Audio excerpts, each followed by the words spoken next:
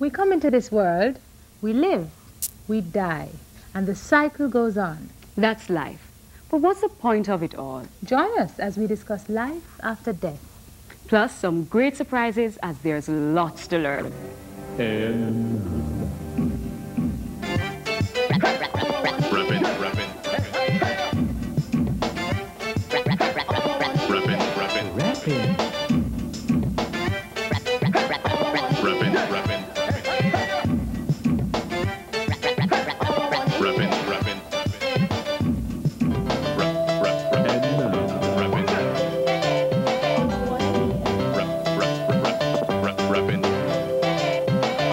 Life is living to the fullest, the way the Bible instructs us to do. Enjoying life, be happy, travel, and meeting as many friends as possible. Waking up knowing that you have something special to do for yourself and a great service to God. It's not only respecting yourself, but respecting others and loving others. Living the virtues of God, that is love, kindness, and so on. It is also living through the laws that He has provided for us. Service to mankind and therefore service to God, and helping this world to move in the direction that God wants it to. You know, Charlene, if I were to think about the meaning of life once for the year, I'd do it at Easter. Yeah. Beg a piece of the bun, no? You must be mad. Not even Tisan give a bun. As kind as she is.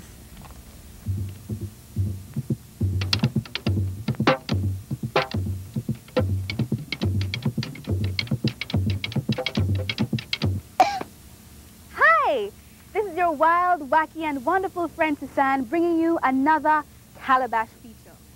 Well, it's Easter, and for Christians in Jamaica, it is probably the holiest and oldest festival of the year.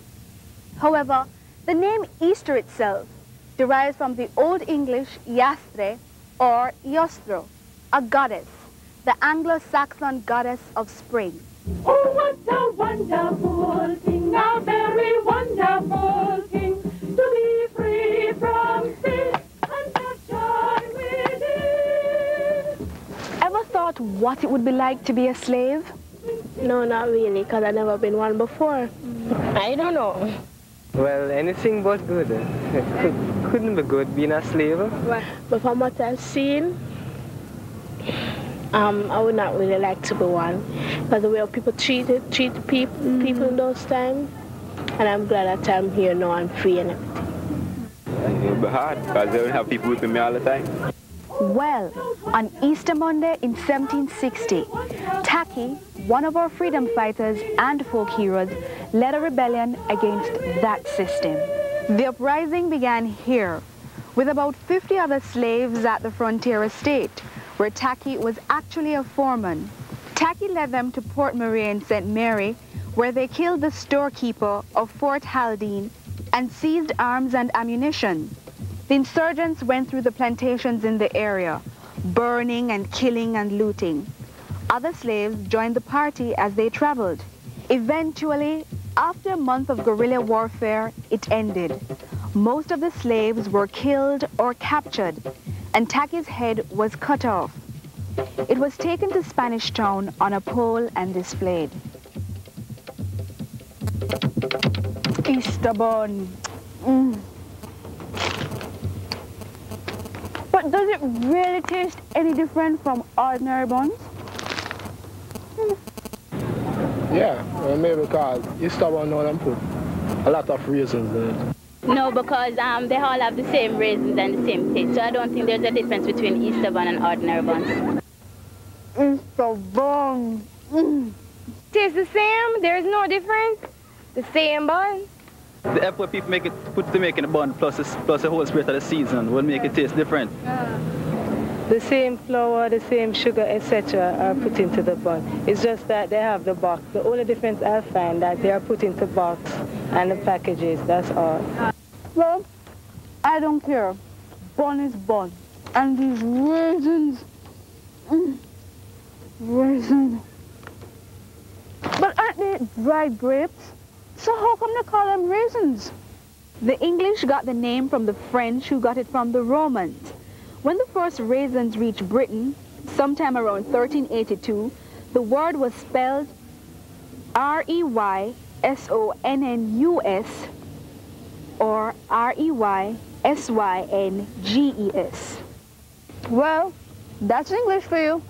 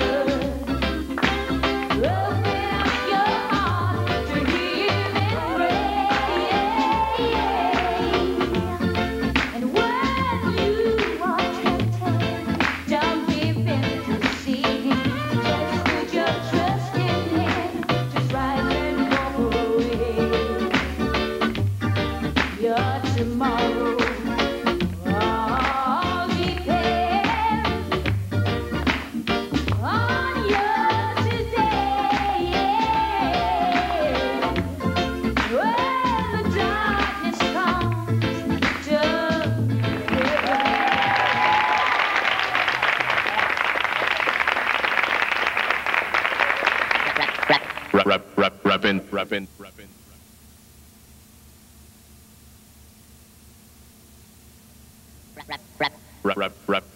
Rappin. Ever hear anybody say pure crosses? Yes? No? Yes? Come on, you have pure crosses.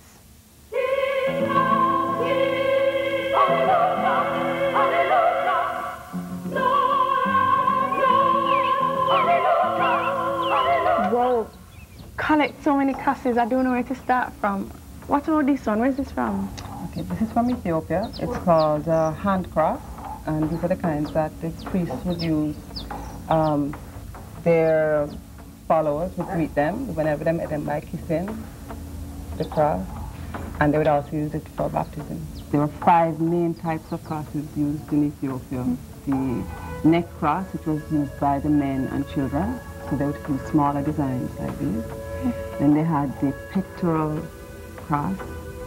You know, this isn't a cross, but this was the type of necklace which was worn by the woman. There's the hand cross, and then there's also the processional cross, and the last type is the ones, of course, on the churches that have elaborate crosses on the top of the churches, on the roofs. A lot of these crosses don't look very much like crosses. For example, this one. There was no specific way that the cross had to be designed. Like the Lalabella crosses like this one. A lot of them are like trees which represent the Garden of Eden, and you'll have them with little birds on the sides, you know. But they're all considered crosses. Oh, okay. What about these crosses here? Okay, these crosses are from North Africa. They were religious, but these represented, it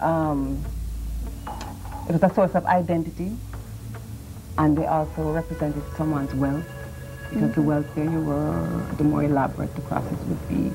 Do any of these crosses like symbolize anything specific?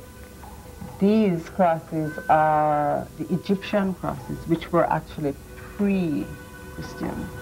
Okay. And they also had, or tied in with the sun goddess. They symbolize life, eternal life, actually. Most of these are Ethiopian. I mean, at one time, like when the Highlanders decided to wear them, they really felt that this was a source of identity, and they felt that if you did not have this cross, you were against Christianity, so they considered you an enemy. And you see lots of crosses are more decorative than anything else, you know, without having much of a significance. Like these are from India. Are there any crosses not related to Christianity? Definitely, because there are many pre-Christian crosses, especially coming from Mesopotamia, spreading over Asia.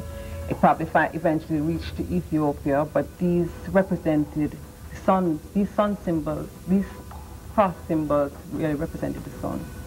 And it was part of an astral religion and had nothing at all to do with Christianity. It was pre-Christian. You have the paw cross. It looks almost like a paw here. And there's the Greek cross with 4 equal arms crossed in right angles. There's the Egyptian cross with a hook on top. And even what we know as the swastika, that also is a pre-Christian cross. That's a cross? It is a cross, but not Christian. Okay. And it also goes back to the Nordic people. They have these symbols called runes. And the swastika is also a rune. It's, the name of it is the Hammer of Thor. And it made people, anyone who wore this symbol, the swastika, into battle, it was believed that it made them invincible in war. And I would imagine that's why Hitler had his armies wear the swastika. I told you if you stuck with rapping, you'd learn something. But why stop here when in 5 you can learn even more?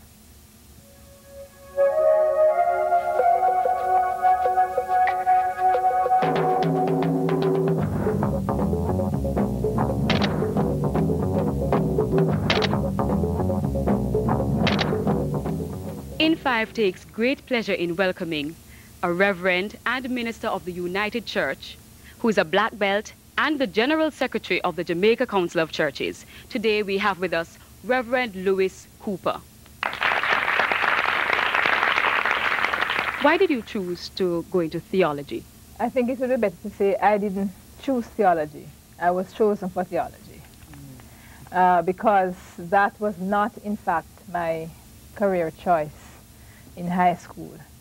However, in 6th form, I had a call to ministry, which is when God speaks to you in your heart and in your mind and calls you into that service. So how did you go about preparing yourself for such a role that is predominantly male? I didn't think of preparing myself for a predominantly male role. I just prepared myself for what God had called me to do. And the process in the church is that you would apply to your denomination. There would be a committee that would interview you to see if this really was a genuine call to ministry. And then the church would send you to the seminary to be trained. I was trained at the United Theological College of the West Indies. And that college is also a part of the University of the West Indies. So most people will graduate with a college diploma and a Bachelor of Arts in Theology. Well, we are discussing today life after death. What are your views on it? I certainly do believe there is life after death. I'm told by the scientists that energy cannot be destroyed. Those of you who are scientists can help me here. So I think even from a purely scientific point of view, one has to give some kind of credence to the possibility of life after this. But I believe what is more important is one's faith in God's love. A love which expresses itself in life, as we know it now, and in the life after life, which I think probably is more accurate than life after this. And I think it is important for us to focus on the way we live, to focus on what Jesus saw as most important, loving God, loving our neighbor as we love ourselves. And I believe that that love which God has for us will be with us even when we go through the valley of the shadow of death and beyond. What differences do you see being a reverend, to a female a reverend today as opposed to, say, 30 years ago? denominations that previously had not ordained women, like the Anglican Church, the Baptist Church. Those churches have ordained women recently. So I think, physically speaking, there are more women around, and there are more denominations that have gone through the process of discussion and come to the conclusion that if God calls a woman, just as should happen in the case if God calls a man, that person should be allowed to use the gifts that they have been given by God in God's service. I want to know how karate or whatever it is you have a black belt in Taiji. Okay, I am a student of the West Indies Seido Karate School. My sensei is Sensei Errolyn, who I think most people would know from Enter the Dojo. And I have always been interested in karate. When I was growing up, Kung Fu was one of my favorite TV programs. I mean, that's a little bit before your time. But I really did like Kung Fu. I liked martial arts. Maybe there's some aggression in my personality. And also, one of the things that people don't understand about martial arts is that martial arts is to a large extent about knowing yourself, about learning how to push yourself beyond what you thought to be your limits. I wanted to know how you deal with conflict, like as a Christian or a reverend, and you know, if you're in a situation where you're supposed to fight or whatever, what would you do? Most martial artists don't really fight very often, except in a tournament or when you're practicing, because the ethic, the code, the bushido, suggests that you walk away, you try to make peace, and it is only if there is absolutely no alternative that you fight. Stick around. This break will go just like that.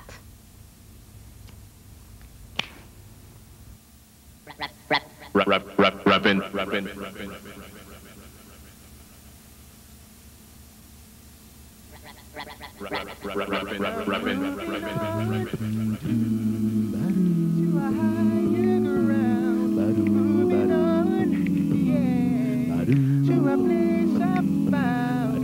I'm gonna take it on a level, yeah, out of the clutches of the devil and move on. I'm gonna move on. I'm gonna leave this world, I know. I'm gonna go to where I know greener pastures grow. I'm gonna take it on a level, come on, out of the clutches of the devil and move.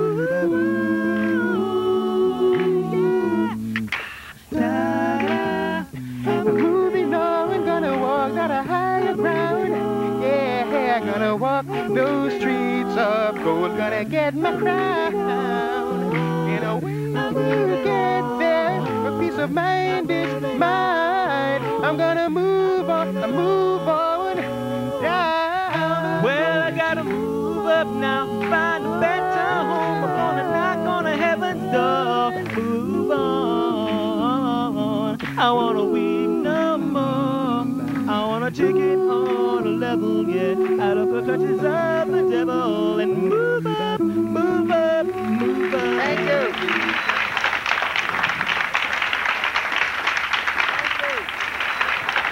There's one school of thought that says this is it. When we die, it's all over.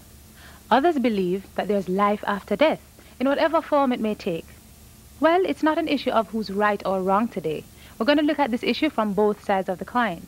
And here to help us in our discussion are Mr. Delano Palmer, who is a lecturer at the Caribbean Graduate School of Theology, Reverend Bevis Byfield, who is a lecturer at the United Theological College and the University of the West Indies, and Reverend Trevor Phillips, who is the author of On Eagle's Wings. Welcome to Rappin. Reverend Byfield, Mr. Palmer, could you first define for us, spiritually speaking, what is death? All right, you want me to begin? Yes, please. Okay, death is a stage that one passes through.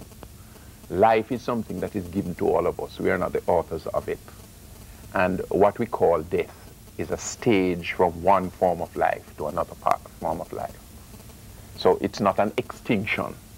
It's a stage we go through. from a medical standpoint. There are some doctors who see death as the irreversible loss of vital functions.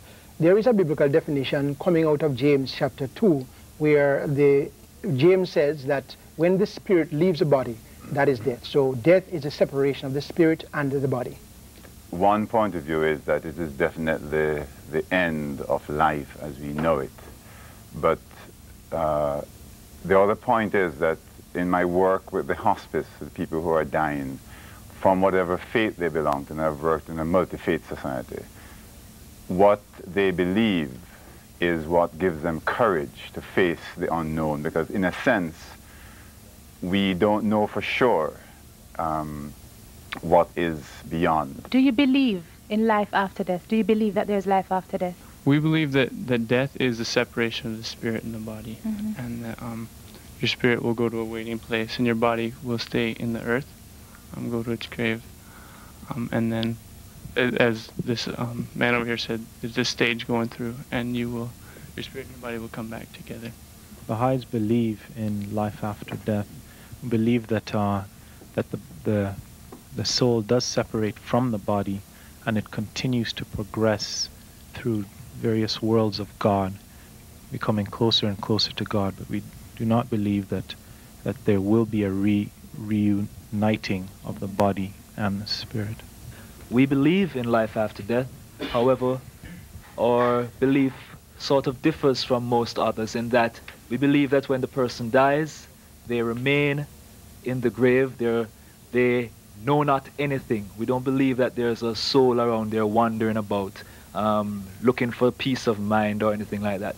When you die, as he said, death is a separation of the spirit from the body, and your spirit either goes on to perfection or to damnation. We believe